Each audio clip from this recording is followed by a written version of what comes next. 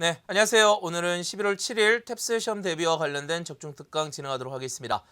여러분들 지금 10월달 시험이 끝나고 나서 시간이 좀 많이 남다 보니까 아무래도 조금 루즈해진 측면도 있는 것 같습니다. 실제 우리가 지금 8월부터 시작해서 9월까지 계속해서 한 달에 두 번 정도 시험을 보면서 조금 타이트하게 공부를 좀 진행을 했었어요. 근데 지금 10월달 끝나고 나서 좀 한 달이 좀 넘는 시간이 되다 보니까 공부의 흐름을 좀 놓치신 분들도 있는 것 같아요. 그래서 가능하면 오늘 좀 최대한 정신을 바짝 차리고 좀 진행을 하고, 그래서 11월 7일 날 시험에서 최대의 성과를 얻어낼 수 있도록 공부를 진행하시면 좋겠습니다. 여러분들 지금 공부하시면서 느끼시겠지만, 자, 네 가지 영역들, 자, 청해부터 시작해서 문법, 어휘, 독해까지 계속 말씀드리지만 좀 전략을 정확하게 좀 짰으면 좋겠습니다. 단순하게 하나의 문제를 풀었다고 끝나는 문제가 아니라 그 문제가 어떤 효과를 나타낼 수 있는지, 그리고 각각의 영역에서 전체 어떻게 또 연결되는지도 좀 보시면서 갔으면 좋을 것 같아요.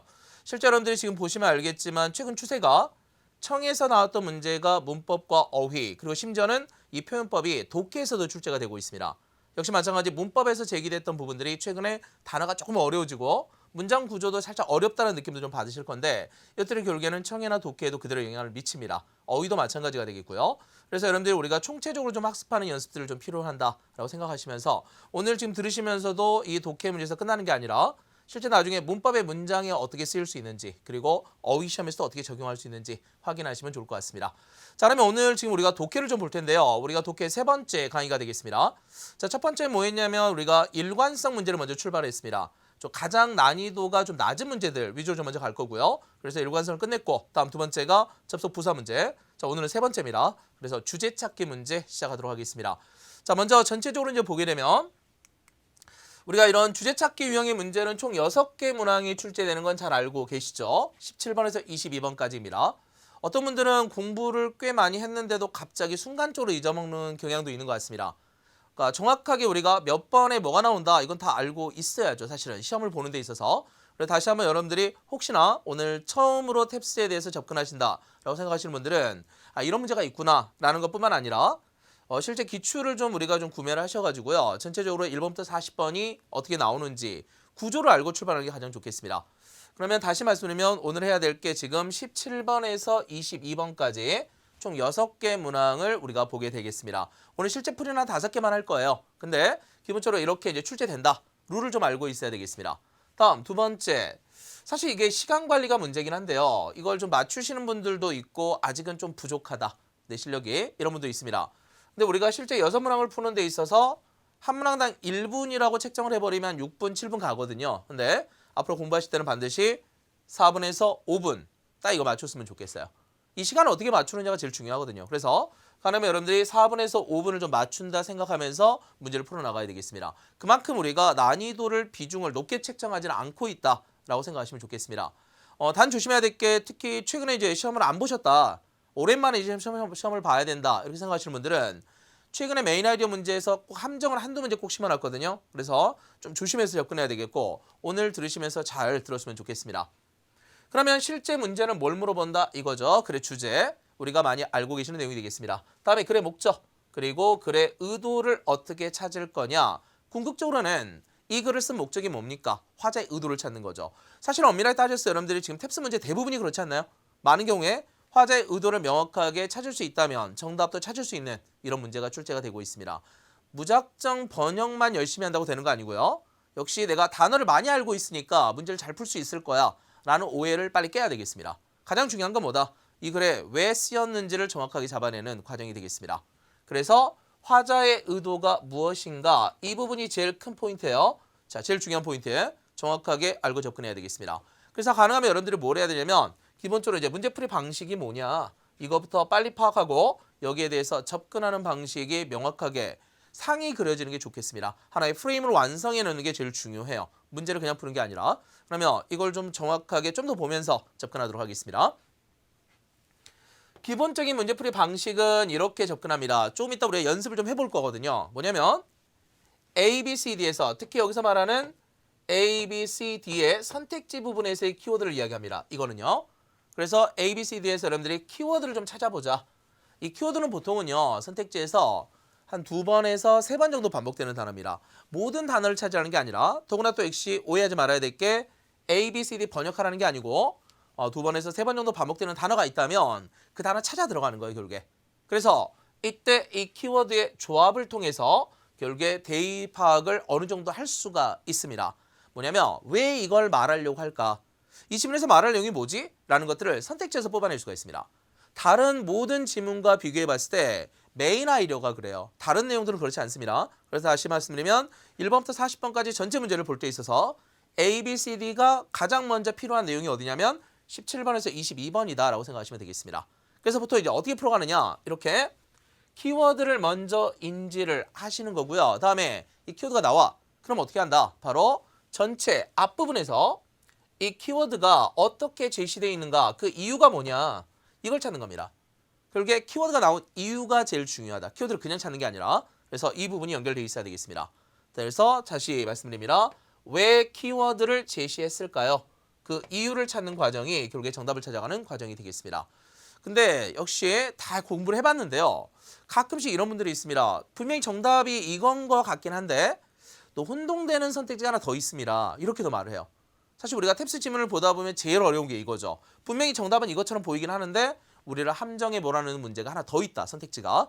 두 가지를 어떻게 이제 비교할 거냐, 이게 필요하죠. 그래서 계속해서 이제 지금부터 우리가 사실 지난 시간까지는 오답이 그렇게 중요하지는 않았습니다. 정답만 찾을 수 있으면 됐어. 근데 오늘부터 이제 시작해서 메인 아이디어 문제나 빈칸 문제, 커렉트 문제나 인퍼 문제를 좀 풀어갈 텐데요. 이런 문제 잡을 때 이제 제일 조심해야 될 게 뭐냐면 오답이 왜 나오느냐, 이거 생각해야 되겠습니다. 그래서 몇 가지만 정리하면 먼저 이거예요. 이건 여러분들 가능하면 좀 우리가 포스트잇이나 이런 데 좀 메모를 해가지고요, 좀 책상에 붙여놨으면 좋겠어요. 좀 알아둬야죠, 어떤 것들이 있는지. 그래서 가장 기본적으로 뭐냐면 글의 내용과 일치하지 않다, 아니면 본문에 나와 있지 않은데요, 이런 것도 당연히 오답이 되겠죠. 그래서 첫 번째는 뭐다? 글의 내용과 다르면 오답 처리한다. 이건 우리가 가장 당연한 말이라고 볼 수도 있겠습니다. 그 다음에 이제 두 번째가 뭐냐면 이 범주상의 오류인데, 이건 사실 좀 두 가지로 좀 분류가 돼요. 이건 실제 여러분들 문제다 좀 보면서 좀 접근해야 되는데, 어떤 개념이냐면 첫 번째는 뭐냐면요, 바로 선택지를 봤더니 앞부분이 다 맞는 거야. 이거 정답인 것 같아. 근데 어떤 분들은 어떻게 하냐면 그냥 딱 찍고 넘어가 버립니다, 다음 문제로. 근데 조심해야 될 게 뭐냐면 거기 선택지가 전반적으로는 맞을 수 있으나 딱 한 단어 포인트 부분이 틀렸다라고 한다면 잘못된 정답일 수 있어요. 그래서 범주상의 오류가 들어갈 때는 첫 번째 조심해야 될 게 뭐냐면 선택지가 처음부터 끝까지 완벽하게 다 맞아야 된다. 다음에 이제 두 번째가 뭐가 있냐면요, 본문이 가끔씩 이런 거 있죠. A도 있고요, B도 있습니다, C도 있습니다, 이렇게 나열되는 경우가 있어. 근데 선택지를 봤더니 그중에 하나만 딱 언급했다. 그럼 역시 오답이 될 가능성이 높습니다. 세 개가 언급됐으면 세 개를 조합하는 단어가 필요해요. 그래서 동시에 움직일 수 있도록 끌고 가야 되겠습니다. 오케이, 자 그러면 범주상의 오류라는 부분은 이렇게 봤을 때 두 가지가 있다. 다음 세 번째 보겠습니다. 단정적 어구가 있어요. 자, 이거를 이제 앞으로 연습을 참 많이 해야 되겠습니다. 물론 제가 이제 오프라인 수업 시간에는 한 20개 정도의 단어들을 쭉 정리를 해드리는데, 우선 여러분들 이것만 좀 외울게요. 우선은 가장 기본적으로 느낌을 받는 게 제일 중요합니다. 사실 저도 수업 시간에 다 외우세요 하진 않아요. 느낌을 받아서 들어가는 과정이 필요하겠습니다. 첫 번째는 뭐가 있냐면 only가 있습니다. 뭐 단지, 유일하게 뭐 이런 표현들입니다. 그러니까 solely라든지 아니면 merely 이런 단어들이 보통 포함이 되고 있어요. only 계열. 다음 두 번째, 전반적으로 완전히 철저하게 이런 표현이 들어가면 역시 오답이 될 가능성이 높습니다. 그래서 이때 wholly라는 단어도 있지만 뭐 totally, completely 이런 단어도 역시 마찬가지 오답이니까 좀 조심하세요. 물론 100% 오답이라기보다는 많은 경우에 그렇다. 다음에 every 계열이 있습니다. 우리가 이제 이런 거 있잖아요. 뭐 모두 다, all이나 아니면 뭐 대부분, most, 뭐 가장 뭐뭐합니다 이런 표현의 최상급. 그 다음에 가장 1번. 그래서 첫 번째로 뭐 했다. 최초의 사람입니다. 이런 표현할 때 first의 의미가 들어가면 좀 조심해서 봐야 되겠습니다.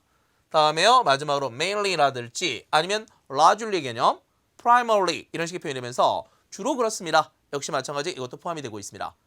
자, 다음에 이제 마지막이 뭐냐면 내용상 일치하더라도 주제가 아닌 경우에는 대부분 오답이 될 가능성이 높다. 이것도 좀 따져보겠습니다. 우리 문제 풀고 있는 거 지금 커렉트 문제 아니에요.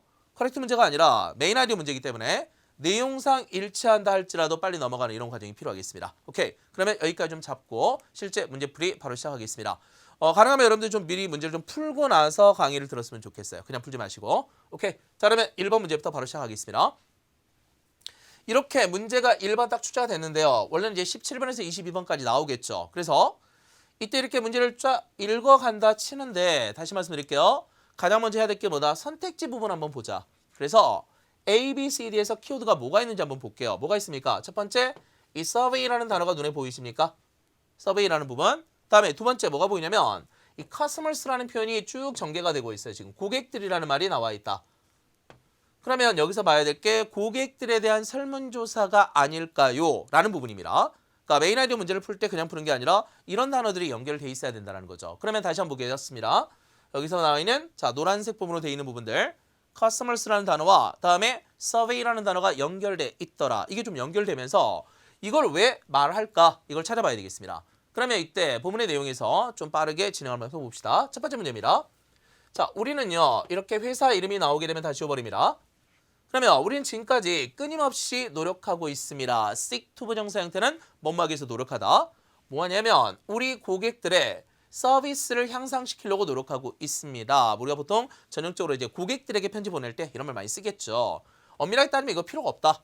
자, 중요한 포인트가 하나 나왔습니다. 뭐가 나냐면 바로 이러한 목표를 달성하기 위해서라는 표현에 가장 기본적인 포인트가 출제가 되고 있습니다. 그러면 이런 목적을 달성하려면 우리가 뭐 해야 될까? 그 해야 되는 이유를 찾는 거죠, 결국에. 그러면 이 상태에서 이 부분의 포인트를 기억하지만 진짜 중요한 부분은 여기에 있다, 지금. 갑니다.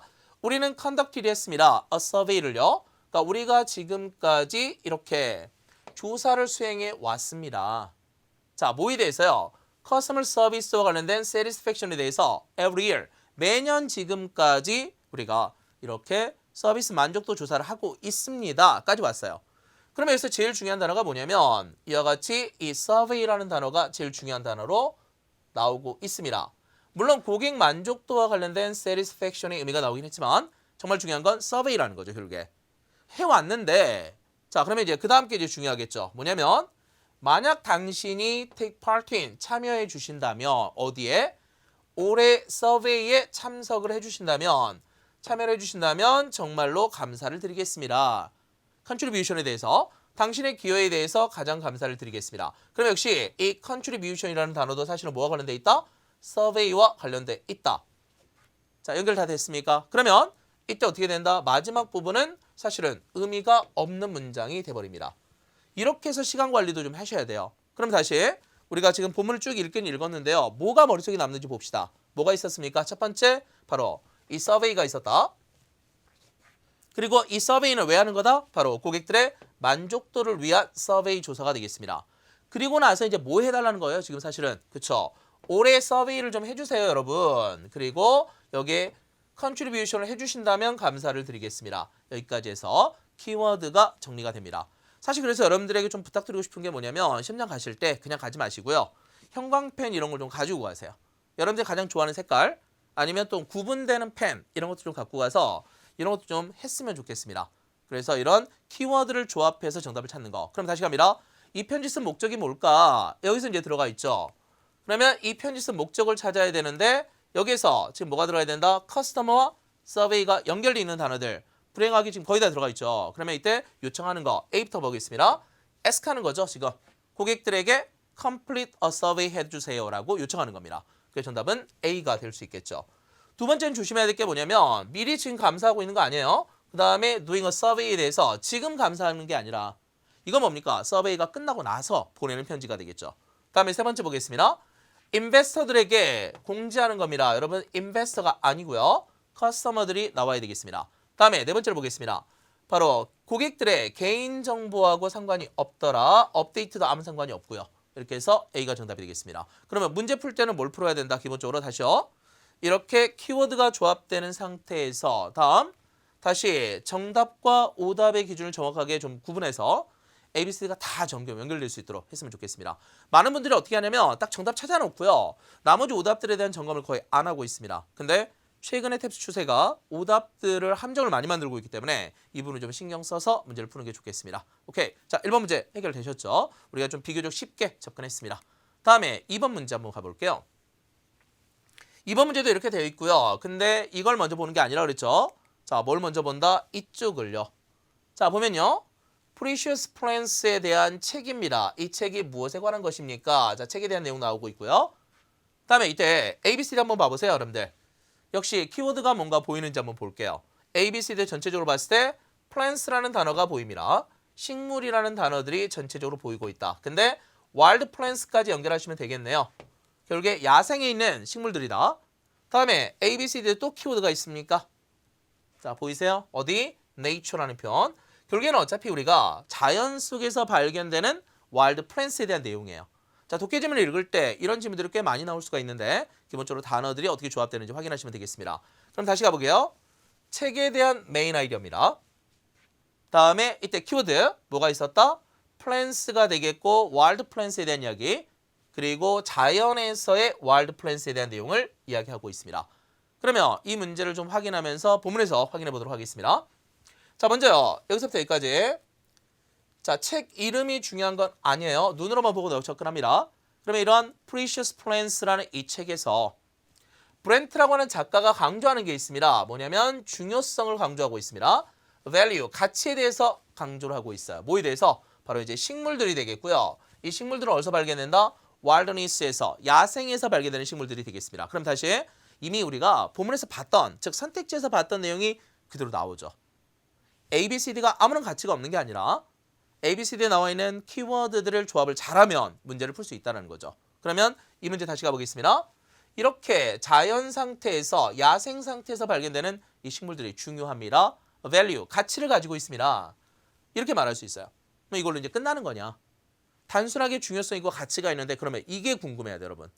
자, 모든 독해 지문에서 제일 중요한 게 뭐냐면 왜거든요, 왜. 그러면 여기서 이제 필요한 게 뭐냐면 어떤 중요성이 있을까요? 그리고 어떤 가치가 있을까요? 이 두 가지가 구분이 돼야지. 그러니까 선택지에서 다시 갑니다. 플랜스가 있다고 해서 끝나는 문제가 아니라 이 플랜스가 있으면 이게 왜 중요한지, 그리고 어떤 가치가 있는지를 확인해 주셔야 되겠습니다. 좀 더 가볼게요. 자, 그 여자가 설명하는 게 뭐냐? 다양한 영양학적인 퀄리티스가 있다고 합니다. 와일드 플랜스에는. 그러니까 우리가 알고 있는 그냥 식물은 식물일 뿐이다라고 생각할 수도 있겠지만 거기에는 영양학적 성분들이 들어가 있다. 자, 1번 키워드 들어가 있어요. 좀 더 보겠습니다. 특히나 이게 뭐냐면 과거 우리 조상들이 허머니리의 의미는 휴먼스의 의미가 되겠습니다. 그러면 고대 조상들이 모았던 것과 좀 비슷하더라. 그러니까 예전에는 우리가 보통 이제 수렵과 채집 이런 생활할 때 주로 이런 와일드 플랜스를 주로 먹고 살았다라는 거죠. 오케이, 다음 계속 갑니다. furthermore, 거기다 추가적으로, 즉 이거 플러스죠. 그러면 거기에 추가적으로 우리가 지난 시간에 했던 거 좀 끌고 와야 되겠습니다. 바로 작가가 묘사하는 게 뭐냐, describe 하는 게 뭐냐면 현대적인 인간들도, modern humans들도 이러한 영양학적 식물을 찾을 수가 있다고 합니다. 그냥 우리 밖에 나가보면 있다라는 거죠, 결국에. 그리고 그것들을 이용해서 daily recipe에도 이용할 수 있더라. 자, 이렇게 되겠습니다. 그러면 자, 본문의 키워드가 정리가 됐습니다. 어떻게 되는지 한번 볼게요. 우선은 어떻게 됐다? 아까 우리가 키워드 정리한 거 plants와 nature라는 단어 두 가지가 여기서 연결되어 있었습니다.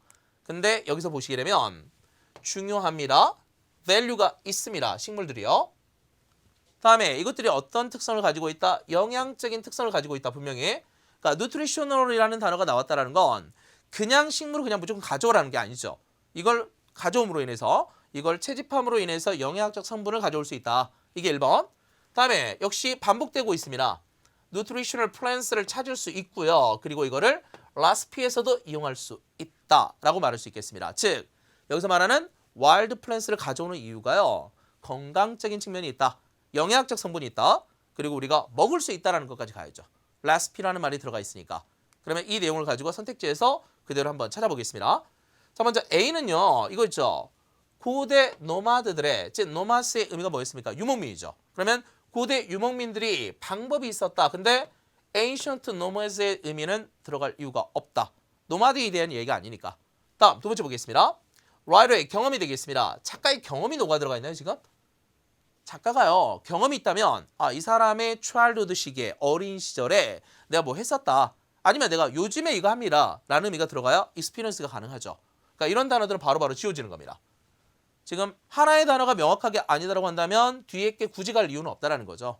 다음 세 번째 보겠습니다. 와일드 플랜스의 중요성입니다. 그렇죠, 중요성인데 여기서 오늘날의 다이어트에서 중요합니다. 물론 어느 정도의 importance나 value를 가지고 있긴 하지만 우리가 또 하나 봐야 될 게 뭐다? 실제 오늘날의 식단에서의 단순 중요성, 이걸 말하는 거냐. 다음에 이제 네 번째를 좀 보겠습니다. 바로 자연에서 발견되는 이 말, 와일드 플랜스들이 이용해서 우리가 뭐 하고 있다? 음식을 준비하고 있다. 여기까지 가야죠.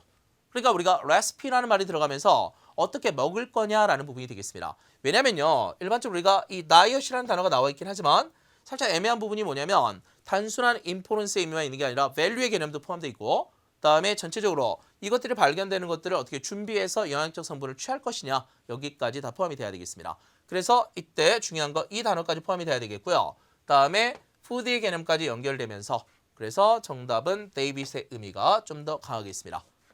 그래서 우리가 아까 봤던 우리가 1번하고 2번하고 좀 차이점 좀 보시면서 내용이 어떻게 이제 차이가 있는지 확인해 주시면 좋겠습니다. 다음에 우리 3번 문제 한번 시작해 볼게요. 3번도 역시 마찬가지입니다. 본문의 내용을 먼저 접근하는 게 아니라 자 우선은 이거부터 먼저 갑시다.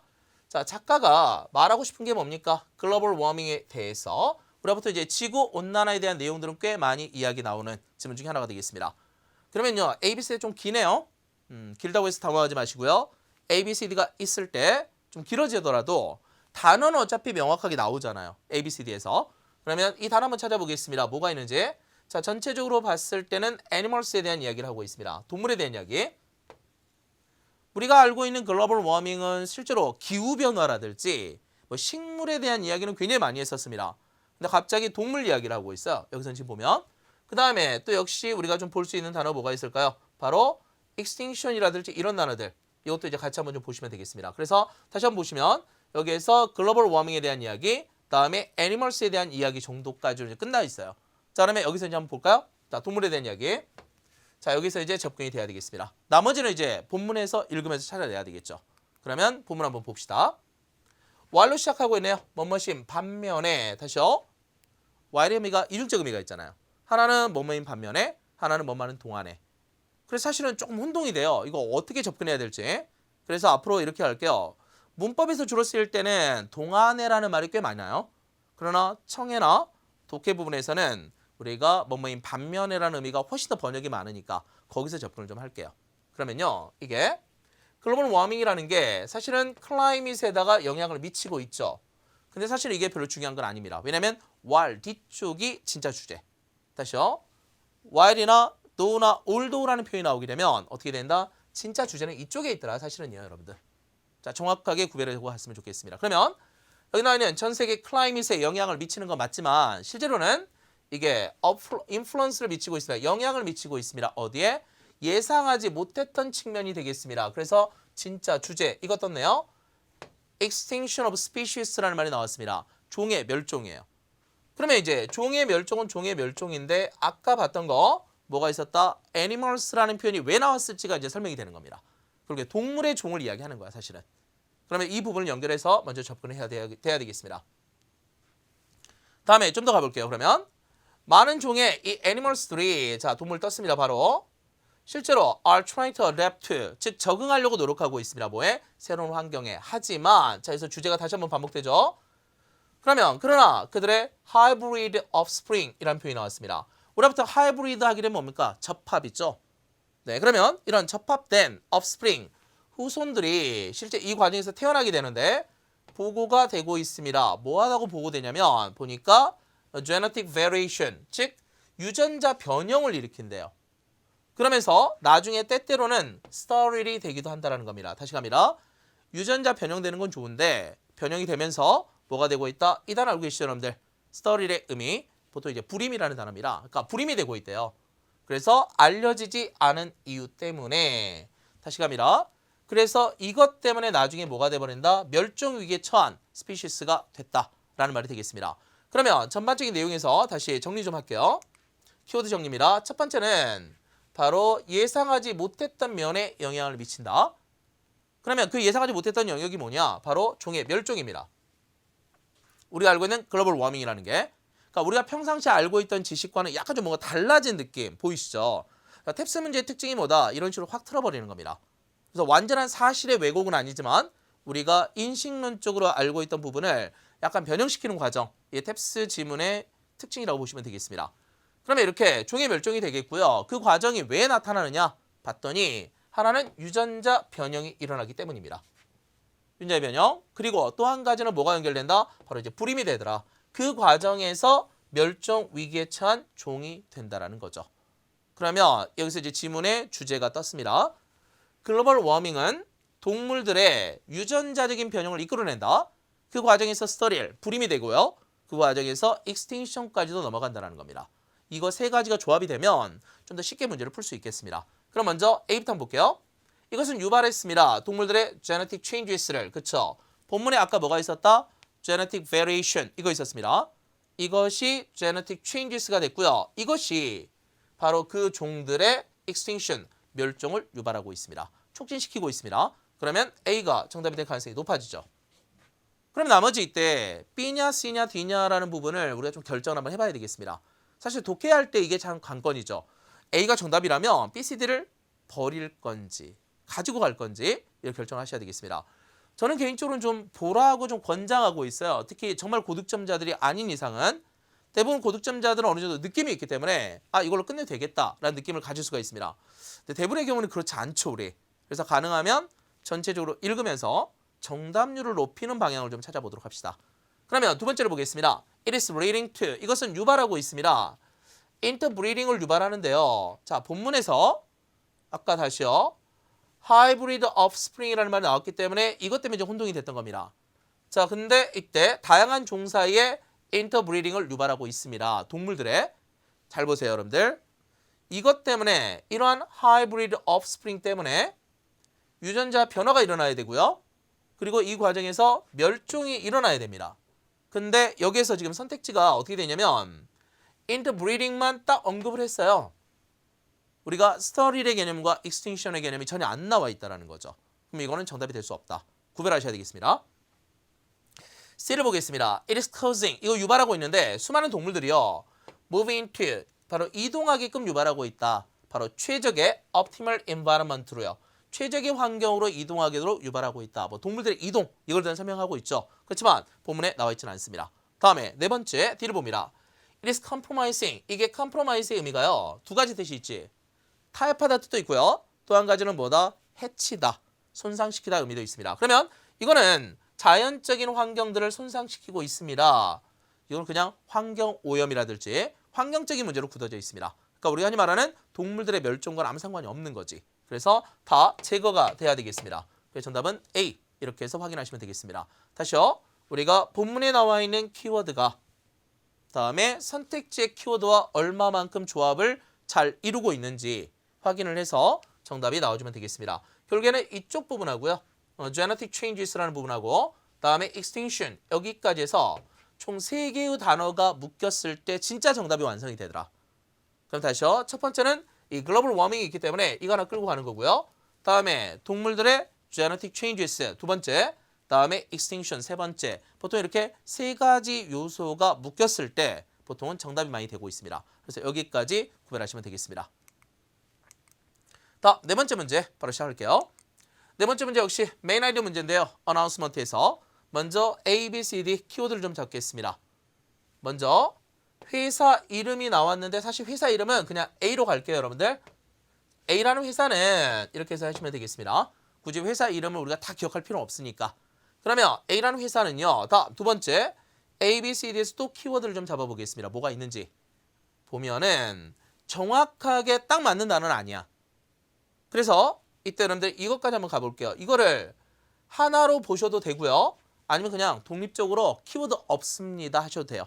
그냥 회사 이름만 우리가 알고 있는 키워드가 되겠습니다. 근데 사실은 requirements하고요. regulation하고 서로 겹치지 않나요? 자, 두 가지.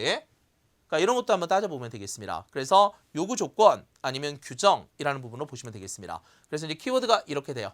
그래서 새로운 이런 요건들이 생겼고요. 아니면 새로운 규정들이 생겼습니다. 그러면 여기까지 이제 따라오면서 문제를 풀어야 되겠죠. 오케이. 자, 그러면 본문에서 확인하겠습니다. since 시작되고 있고요. 자, 뭐뭐이기 때문에 봤더니 abuse. 우리부터 abuse라는 표현 자체는 뭐 남용, 학대 이런 의미가 있잖아요. 그러면 industrial animal farms에서요. 요즘에 이제 동물들을 기르는 농장들이 굉장히 좀 산업화되고 공업화되는 과정에서 사실 동물들의 인권, 뭐 동물들의 권리 문제 이런 것도 있겠죠. 그러면 이와 같이 industrial animal farms에서의 학대라는 것이 논쟁이 되고 있습니다. 그렇기 때문에 우리 회사는요. A라는 회사에서는 바로 준비하고 있습니다. 몇 가지 대안들을 제시하고 있다는 거죠. 특히 뭘 위해서? ethical distribution. 그게 우리 회사는 뭐 하는 회사냐? 지금 디스트리뷰션을 하는 회사예요. 유통회사라는 거죠. 그러면 우리가 유통회사에서는 윤리적인 유통을 위해서 몇 가지 대안을 마련하고 있습니다. 라는 표현이 되겠습니다. 그러면 이제 중요한 게 나머지 모든 내용은 뭐가 돼야 된다? 이것이 되겠죠. 바로 여기는 윤리적인 디스트리뷰션을 위한 대안들이라고 가주면 되겠습니다. 자, 1차 정답이 나왔죠. 다음에 나머지 이제 전체적으로 이제 뭘 잡아야 된다? 어떠한 alternatives 나오게 되느냐? 어떠한 대안이 나오느냐? 이걸 설명하시면 되겠습니다. 자, 볼게요. 그러면 첫 번째 이니셔티브로서 이니셔티브라는 표현 자체는 사람의 진취성이라고 하는 성격적인 측면도 있고요. 또 하나는 뭐다? 조치나 계획 이런 표현도 있습니다. 그러면 첫 번째 조치로서 우리는 뭐 하느냐? 이미 공지했습니다. 뭘 공지했냐면 우리의 모든 서플라이어들에게 즉 고기를 공급해주는 애니멀 팜스에서 고기를 공급해주는 모든 공급업자들에게 바로 requirements를 따라야 된다라고 말했습니다. 자, 이건 누가 제시하느냐면 동물들의 권리를 위한 위원회입니다. 그래서 여기서 어떤 요구 조건을 제시를 했고요. 이거를 따라야 된다라는 게 일반 서플라이어들에게 요구한 내용이 되겠습니다. 그 다음에요. 또 보겠습니다. 서플라이어들은 또한 bear in mind의 의미는 아시죠? 여러분들 뭔가를 명심하다. 그렇죠? bear in mind의 의미. 명심하셔야 됩니다. 뭘 명심해야 돼? 그들이 바로 이런 동물들을 스몰 케이지스에 가둬놓으면 안 됩니다. 이렇게 말합니다. 실제 우리가 가끔씩 그 다큐멘터리나 이런 걸 보게 되면 아니면 뉴스 보도 프로그램 이걸 보게 되면 동물들이 운동을 한다거나 움직이게 되면 살이 많이 빠지게 되니까 살을 빨리 찌우기 위해서 스몰 케이지에 가둬놓는다는 거죠. 결국에. 그래서 이걸 이제 말하는 겁니다.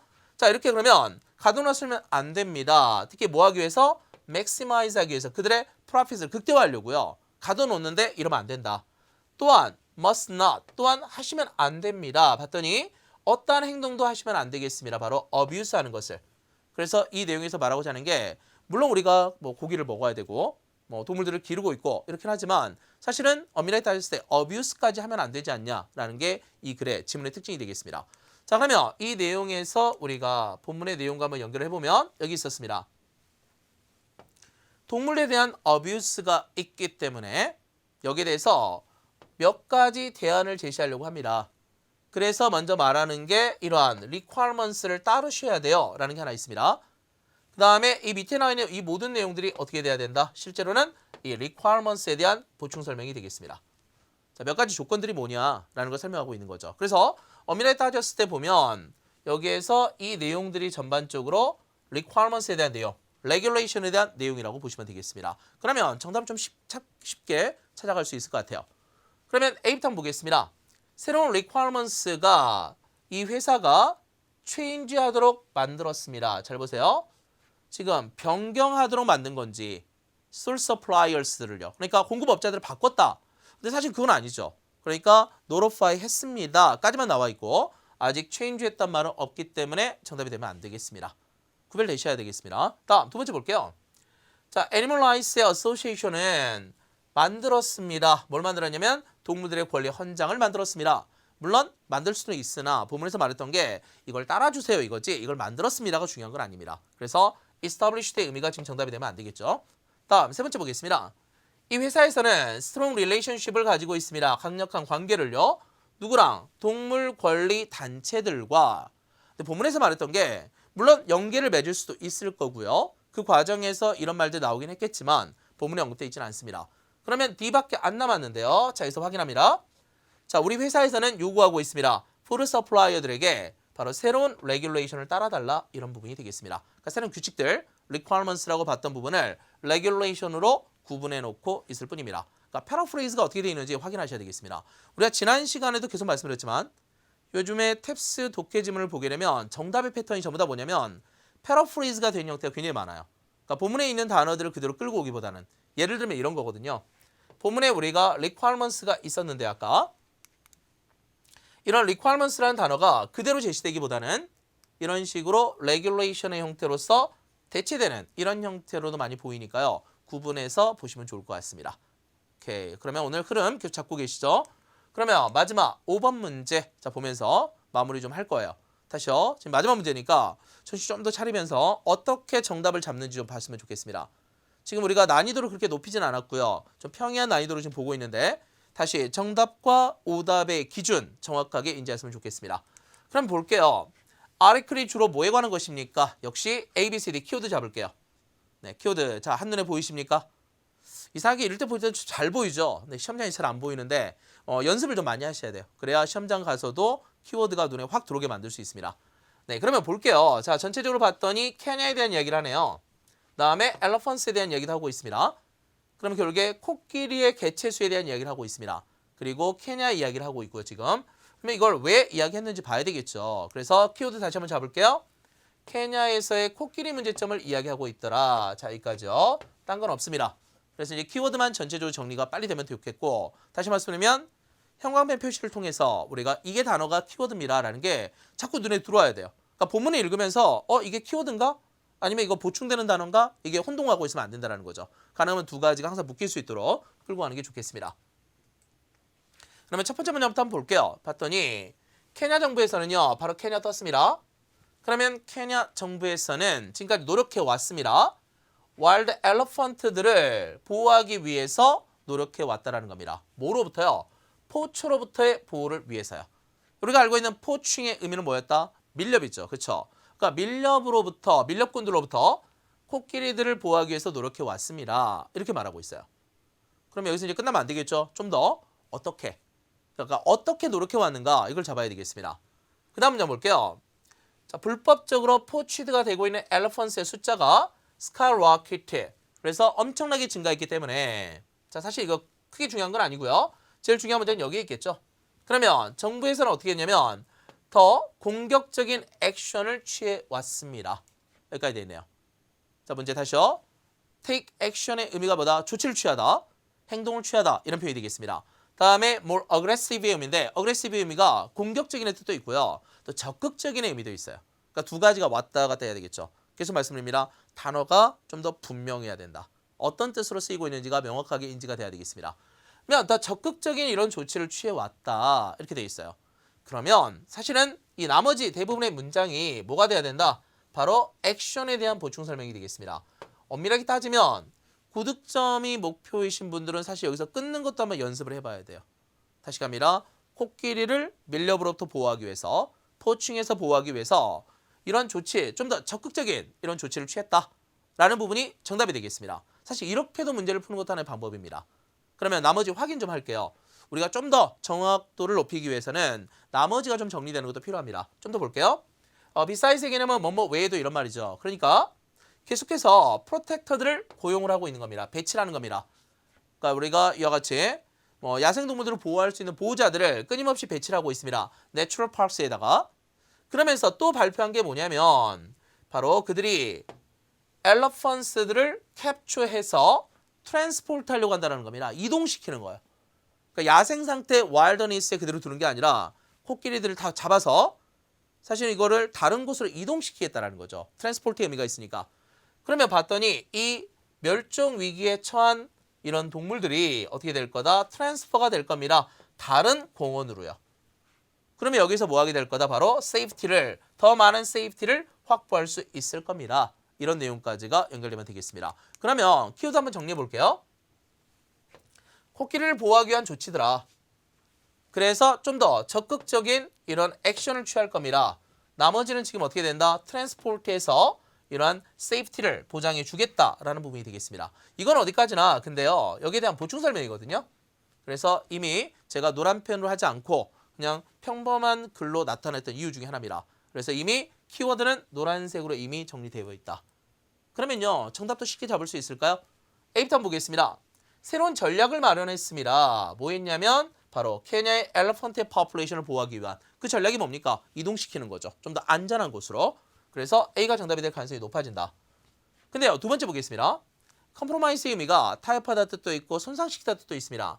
그러면 여기서 봤더니 바로 그들의 아이보리를 위해서 상하죠. 코끼리의 상하를 위해서 코끼리를 붙잡는 바로 손상된 노력들 이렇게 보시면 되겠습니다. 다음에 세 번째에서 뭐냐면 케냐에서는 프로텍터들을 배치를 했습니다. 자, 배치한 게 중요한 게 아니죠. 그거 외에 라는 말이 있었습니다. 그러니까 beside의 의미에서 끝내줘야 되겠지. 다음에 네 번째를 보겠습니다. 케냐에서는 노력을 하고 있습니다. 뭐냐면 코끼리들 숫자를 어그먼트, 증가시키려고 노력하고 있습니다. 자, 그리고 끝나는 게 아니죠. 포칭으로부터 보호하려고 한다. 물론 궁극적으로는 increase가 일어나겠지만 지금 이 지문에서 말하는 건 그냥 늘리겠다, 숫자를 증가시키겠다 이걸로 끝나 있는 건 아니라는 거죠. 그래서 이 부분까지 연결하시면 되겠습니다. 그러면요, 오늘 지금 다시 정확하게 다시 한번 이제 따져놓고 마무리 좀 짓겠습니다. 메인 아이디어 문제 풀 때 뭐가 제일 중요한지 아시겠어요? 다시 바로 키워드죠. 엄밀하게 따졌을 때요, 이렇게 됩니다. 사실은 키워드가요, 이런 삼각형 구도를 가지고 있긴 해요. 전반적으로 봤을 때. 그래서 우리가 A, B, C, D 키워드에서 보통 한 개에서 두 개를 잡아냅니다. 그리고 본문에서 또 하나의 메인 아이디어를 뽑아내면서 메인 키워드를 뽑아내면서 이 삼각형 구도 속에 들어가 있는 내용이 사실은 진짜 주제다라고 보시면 되겠습니다. 그러니까 이런 방식을 우리가 이제 이용하는 것도 하나의 흐름이라고 생각하시면 되겠습니다. 다음에 그래서 반드시 이유가 뭐냐, 왜 제시했느냐, 여기에 좀 초점이 가야 되겠습니다. 문제를 그냥 푸는 게 아니라.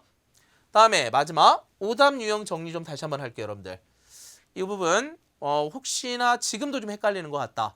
사실 이제 문제 푸는 방법은 이걸로 끝나는데 결국에는 좀 더 좀 디테일한 부분이 좀 필요하다고 한다면 이거를 다시 메모를 하셔서 머릿속에 빨리 집어넣었으면 좋겠어요. 그래서 당장 속도의 문제가 아니라 좀 천천히 풀더라도 이런 내용들이 얼마만큼 잘 보이는지 이걸 좀 생각하시면 좋겠습니다. 자, 그러면 여러분들 지금 오늘 했던 내용들 좀 다시 한번 기억하시고요.